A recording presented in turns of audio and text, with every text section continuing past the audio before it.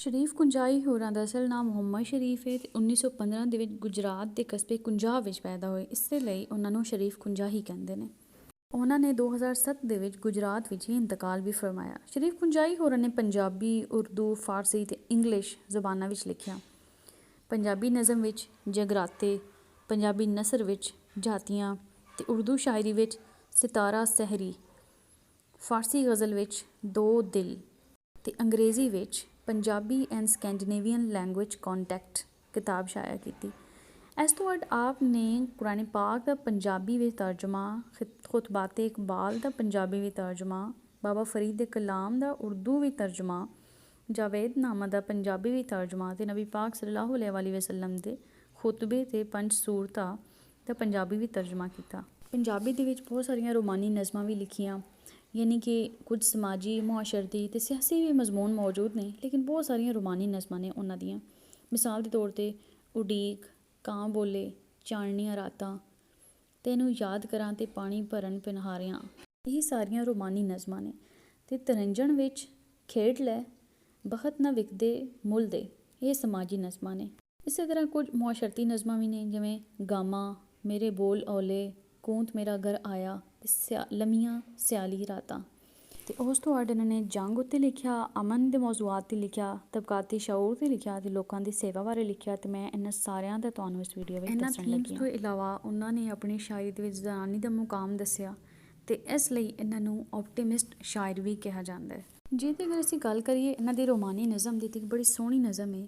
ਜੇ ਮੈਂ ਆਖਾਂ ਦੁਨੀਆ ਉੱਤੇ ਬੇਘਰ ਨਾ ਕੋਈ ਹੋਵੇ, ਜੇ ਮੈਂ ਆਖਾਂ ਬੁੱਢੇ ਵੇਲੇ ਟੋਕਰੀ ਨਾ ਕੋਈ ਢੋਵੇ, ਜੇ ਮੈਂ ਆਖਾਂ ਮਿੱਸਾ ਲੂਣਾ ਸਾਰੇ ਰਲ ਕੇ ਖਾਈਏ, ਇੱਕ ਦੂਜੇ ਦੀਆਂ ਬਾਹਾਂ ਬਣੀਏ ਨਾਲੇ ਬਾਹਰ ਵੰਡਾਈਏ, ਤਾਂ ਮੈਂ ਭੈੜਾ ਤਾਂ ਮੈਂ ਝੂਠਾਂ ਮੇਰੇ ਬੋਲ ਔਲੇ, ਚੁੰਗ ਤੁਹਾਡੀ ਹੱਟੀ ਵਿਕਦਾ ਸੱਚ ਤੁਹਾਡੇ ਪੱਲੇ।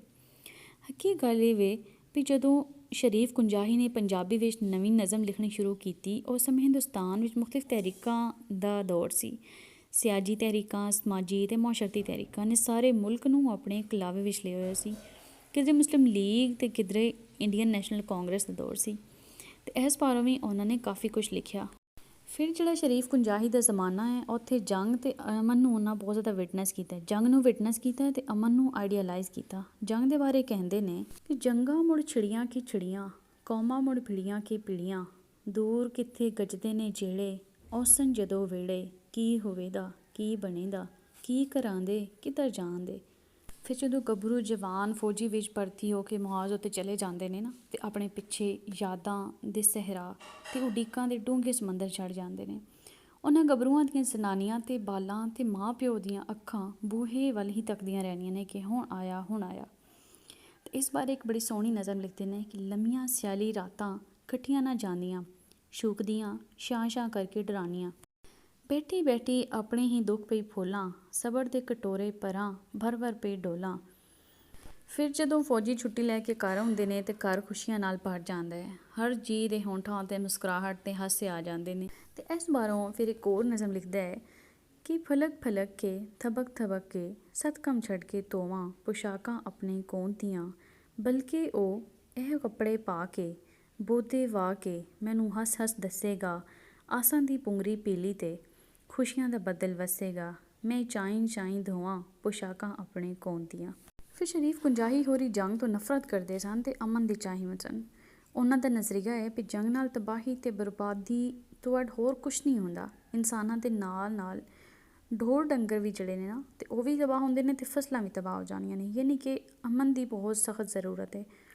ਇਸ ਬਾਰੇ ਉਹ ਲਿਖਦੇ ਨੇ, ਅਜੇ ਅਸਾਂ ਅਮਨ ਲਈ ਬੜਾ ਕੁਝ ਕਰਨਾ ਹੈ, ਅਜੇ ਤੁਸਾਂ ਕੋਰੀਆ ਦੇ ਵਿੱਚ ਕੀ ਤੱਕਿਆ, ਅਜੇ ਅਸਾਂ ਕਈ ਥਾਵਾਂ ਕੋਰੀਆ ਬਣਾਉਣੀਆਂ, ਅਜੇ ਅਸਾਂ ਕਈ ਥਾਵੀਂ ਲਾਣੀਆਂ ਪੁਚਾਣੀਆਂ, ਅਜੇ ਘੁੱਟ ਅਸਾਂ ਖੁਦਕੁਨੀਆਂ ਦਾ ਭਰਨਾ ਹੈ, ਅਜੇ ਅਸੀਂ ਅਮਨ ਲਈ ਬੜਾ ਕੁਝ ਕਰਨਾ ਹੈ। ਉਹਨਾਂ ਦੀ ਸ਼ਾਇਰੀ ਪੜ੍ਹ ਕੇ ਸਾਨੂੰ ਪਤਾ ਚੱਲਦਾ ਹੈ ਕਿ ਉਹ ਕਾਰਲ ਮਾਰਕਸ ਦੇ ਹਾਮੀ ਸਨ ਅਤੇ ਇਹ ਕੈਪੀਟਲਿਜ਼ਮ ਦੇ ਬੜੇ ਸਖਤ ਖਿਲਾਫ ਸਨ। ਉਹਨਾਂ ਦਾ ਵੀ ਬਿਲਕੁਲ ਉਹੀ ਨਜ਼ਰੀਆ ਸੀ ਜਿਹੜਾ ਕਾਰਲ ਮਾਰਕਸ ਦਾ ਨਜ਼ਰੀਆ ਹੈ ਕਿ ਕੈਪੀਟਲਿਜ਼ਮ ਆਮ ਸ਼ਖਸ ਨੂੰ ਤਬਾਹ ਕਰ ਰਿਹਾ ਹੈ, ਕਿਸਾਨਾਂ ਨੂੰ ਤਬਾਹ ਕਰ ਰਿਹਾ ਹੈ ਅਤੇ ਗਰੀਬ ਲੋਕਾਂ ਨੂੰ ਹੋਰ ਗਰੀਬ ਬਣਾ ਰਿਹਾ ਹੈ। ਜਿਵੇਂ ਅਲਾਮਾ ਇਕਬਾਲ ਵੀ ਇੱਕ ਵਾਰੀ ਫਰਮਾਇਆ ਸੀ ਕਿ ਉਠੋ ਮੀਰ ਦੁਨੀਆ ਕੇ ਗਰੀਬੋਂ ਕੋ ਜਗਾ ਦੋ, ਕਾਖ ਉਮਰਾ ਕੇ दुरो दीवार हिला दो, जिस खेत से दहकां को मुयस्सर न हो रोज़ी, उस खेत के हर गोशे गंदम को जला दो।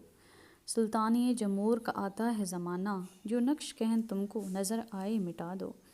तो शरीफ कुंजाही भी ਕਾਰਲ ਮਾਰਕਸ ਦੇ ਨਜ਼ਰੀਆਤ ਤੋਂ ਮੁਤਾਸਿਰ ਸਨ ਤੇ ਇਸ ਤਬਕਾਤੀ ਨਿਜ਼ਾਮ ਦੇ ਮੁਖਾਲਿਫ ਸਨ। ਤਬਕਾਤੀ ਨਿਜ਼ਾਮ ਹੁੰਦਾ ਹੈ ਕੈਪੀਟਲਿਜ਼ਮ। ਉਹਨਾਂ ਨੇ ਉਸ ਜ਼ਮਾਨੇ ਵਿੱਚ ਅਜਿਹੀਆਂ ਨਜ਼ਮਾਂ ਲਿਖੀਆਂ ਜਿਨ੍ਹਾਂ ਵਿੱਚ ਗਰੀਬਾਂ ਅਤੇ ਮਜ਼ਦੂਰਾਂ ਦੇ ਹੱਕ ਵਿੱਚ ਆਵਾਜ਼ ਬੁਲੰਦ ਕੀਤੀ ਗਈ। ਉਹ ਲਿਖਦੇ ਨੇ, ਉਹ ਵੀ ਵੇਲਾ ਇੱਕ ਦਿਨ ਆਉਣਾ ਏ, ਕਮਾਲ ਦਾ ਮੁੱਲ ਜਦੋਂ ਇੰਜ ਨਹੀਂ ਪਾਉਣਾ ਏ, ਹਰ ਵੇਲੇ ਜਦੋਂ ਕਿਸੇ ਬੇੜਿਆਂ ਨਾ ਰਹਿਣਾ ਏ, ਕਿਸੇ ਵੇਲੇ ਸੁੱਖ ਦਾ ਵੀ ਸਾਹ ਲੈਣ ਬਹਿਣਾ ਏ, ਮਹਿਫਲਾਂ ਦਾ ਹੋਣਾ ਉਦੋਂ ਗਾਮਿਆਂ ਸਿੰਗਾਰ ਏ, ਅੱਜ ਉਹ ਵਿਚਾਰਾ ਭਾਵੇਂ ਜਾਨੂ ਅਵਜ਼ਾਰ ਏ। ਅਤੇ ਅਗਰ ਇਸ ਸ਼ੇਰ ਦੀ ਗੱਲ ਕੀਤੀ ਜਾਏ ਤਾਂ ਇਹ ਤਾਂ ਬੇਹੱਦ ਅਹਿਮ ਹੈ ਇੰਟਰਵਿਊ ਦੇ ਹਵਾਲੇ ਨਾਲ ਵੀ ਅਤੇ ਉਂਝ ਵੀ, ਕਿ ਮੈਂ ਵਣ ਦਾ ਸੰਘਣਾ ਬੂਟਾ ਠੰਡੀਆਂ ਮੇਰੀਆਂ ਛਾਵਾਂ, ਵੇ ਤੂੰ ਰਾਹੇ ਜਾਂਦਿਆ ਭੁੱਖਣ ਭਾਣਿਆ ਮਾਂਦਿਆ, ਆ ਜਾ ਜੱਟ ਗੁਸਾ ਲੈ ਮੇਰੀ ਛਾਵੇਂ ਬਹਿ ਲੈ, ਮੈਂ ਵਣ ਦਾ ਸੰਘਣਾ ਬੂਟਾ ਠੰਡੀਆਂ ਮੇਰੀਆਂ ਛਾਵਾਂ। ਇਸ ਵਿੱਚ ਬੇਸਿਕਲੀ ਉਹਨਾਂ ਨੇ ਲੋਕਾਂ ਦੀ ਸੇਵਾ ਦਾ ਜ਼ਿਕਰ ਕੀਤਾ ਹੈ ਕਿ ਵਣ ਦਾ ਸੰਘਣਾ ਬੂਟਾ, ਉਹ ਸੰਘਣਾ ਤਾਂ ਬਹੁਤ ਹੁੰਦਾ ਲੇਕਿਨ ਕੱਦ ਵਿੱਚ ਬਹੁਤ ਛੋਟਾ ਬੂਟਾ ਹੈ, ਅਤੇ ਅਗਰ ਉਹਦੇ ਵਿੱਚ ਇਤਨੀ ਹਿੰਮਤ ਅਤੇ ਹੌਸਲਾ ਹੈ, ਉਹਦਾ ਇਤਨਾ ਵੱਡਾ ਦਿਲ ਹੈ ਕਿ ਉਹ ਸਾਰਿਆਂ ਨੂੰ ਮਦਦ ਕਰਨਾ ਚਾਹੁੰਦਾ ਹੈ। ਉਹ ਚਾਹੁੰਦਾ ਹੈ ਕਿ ਜਿਹੜਾ ਵੀ ਧੁੱਪ 'ਤੇ ਵਧੇ ਉਹ ਮੇਰੇ ਥੱਲੇ ਆ ਕੇ ਜ਼ਰਾ ਛਾਂ ਲੈ ਲਵੇ। ਅਤੇ ਇਨਸਾਨ ਦੇ ਅੰਦਰ ਇਤਨਾ ਵੱਡਾ ਜਜ਼ਬਾ ਕਿਉਂ ਨਹੀਂ ਪੈਦਾ ਹੋ ਸਕਦਾ? ਉਹ ਕਹਿੰਦਾ ਹੈ ਕਿ ਇਨਸਾਨ ਨੂੰ ਕਹਿੰਦਾ ਹੈ ਕਿ ਆਪਣੇ ਅੰਦਰ ਇਨਸਾਨੀਅਤ ਪੈਦਾ ਕਰ ਅਤੇ ਆਪਣਾ ਦਿਲ ਵੱਡਾ ਕਰ ਅਤੇ ਗਰੀਬਾਂ ਦੀ ਮਦਦ ਕਰ। ਫਿਰ ਔਰਤਾਂ ਦੇ ਹੱਕ ਵਿੱਚ ਵੀ ਆਵਾਜ਼ ਬੁਲੰਦ ਕੀਤੀ ਅਤੇ ਆਪਣੇ ਪਿੰਡ ਦੀਆਂ ਕੁੜੀਆਂ ਨੂੰ ਕਹਿੰਦੇ ਨੇ, ਖੇਡ ਲੈ ਮੇਰੀਏ ਭੋਲੀਏ ਧੀਏ, ਖੇਡ ਲੈ ਗੁੱਡੀਆਂ ਨਾਲ, ਆਪਣੀਆਂ ਜ਼ਿੱਦਾਂ ਅੜੀਆਂ ਵੀ ਮਨਵਾ ਲੈ, ਚਾਰ ਤਿਹਾੜੇ ਤੇਰਾ ਰਾਹ ਮਲ ਬੈਠੇ ਹੋਏ ਨੇ ਕਿੰਨੇ ਵਕਤ ਪੁਆੜੇ, ਕਿੰਨੇ ਦੁੱਖ ਜੰਜਾਲ, ਖੇਡ ਲੈ ਛੇਤੀ ਛੇਤੀ ਖੇਡ ਲੈ ਗੁੱਡੀਆਂ ਨਾਲ। ਇਸ ਦੇ ਵਿੱਚ ਦੱਸਦੇ ਨੇ ਕਿ ਵੀ ਧੀਆਂ ਰਾਣੀਆਂ ਕਿਤਨੀਆਂ ਮਾਸੂਮ ਅਤੇ ਭੋਲੀਆਂ ਹੁੰਦੀਆਂ ਨੇ। ਫਿਰ ਵਕਤ ਦੇ ਨਾਲ ਜਦੋਂ ਵਿਆਹ ਕੇ ਆਪਣੇ ਸਹੁਰਾ ਘਰ ਚਲੀਆਂ ਜਾਂਦੀਆਂ ਨੇ ਤਾਂ ਉਹਨਾਂ ਨੂੰ ਬਹੁਤ ਸਾਰੇ ਮਸਾਇਲ ਦਾ ਸਾਹਮਣਾ ਕਰਨਾ ਪੈਂਦਾ ਹੈ, ਹਰ ਦੁੱਖ ਬਰਦਾਸ਼ਤ ਕਰਨਾ ਪੈਂਦਾ ਹੈ। ਇਸ ਲਈ ਉਹਨਾਂ ਨੇ ਜ਼ਨਾਨੀ ਦਾ ਮਕਾਮ ਬੜਾ ਉੱਚਾ ਕਰਕੇ ਦੱਸਿਆ। ਫਿਰ ਇਹਨਾਂ ਨੂੰ ਰਜਾਈ ਸ਼ਾਇਰ ਵੀ ਆਖਿਆ ਜਾਂਦਾ ਹੈ। ਕੁਐਸਚਨ ਇਸ ਤਰ੍ਹਾਂ ਵੀ ਆ ਸਕਦਾ ਹੈ ਕਿ ਸ਼ਰੀਫ ਕੁੰਜਾਈ ਇੱਕ ਰਜਾਈ ਸ਼ਾਇਰ ਹੈ, ਇਸ ਗੱਲ 'ਤੇ ਚਾਨਣ ਪਾਓ। ਅਤੇ ਤੁਸੀਂ ਇਹ ਸਾਰੇ ਥੀਮਸ ਉਹਦੇ ਵਿੱਚ ਤਰਤੀਬ ਵਾਈਜ਼ ਲਿਖ ਦੇਣੇ ਨੇ, ਯਾਨੀ ਕਿ ਇੱਕ ਓਪਟੀਮਿਸਟ ਸ਼ਾਇਰ ਹੈ।